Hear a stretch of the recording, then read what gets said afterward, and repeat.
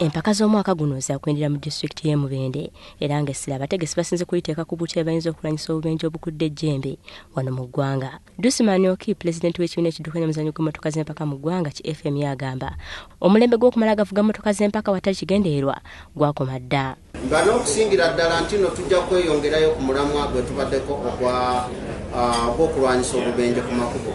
Twasookera ddala ku Masaka Road era abasinga baasanyuka nnyo ekigenderera ekyo kye tukoze kubanga Masaka Road yeefukidde ddala ntaana.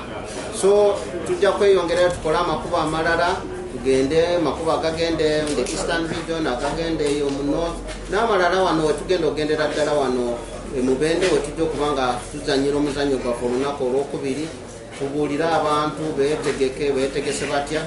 Ambrose Byona ngono wakuvuga mmotoka kika kya Evolution 9 eziyitimusa ensangi zino abasinga ze baakazaako eri ebisodde agamba abuzi banne bamwerinde. Buli kimu twataddemu ekipya era njagala kwongerako kubategeeza abafaanizi bange teri byagamba nti moroka ekutuse efudde tugenda kukanika ekyonooneka kyusa bukyusa kubanga buli kimu kirina mu service park. Olivia Nakate, Dawo BSTV, Amasunsule.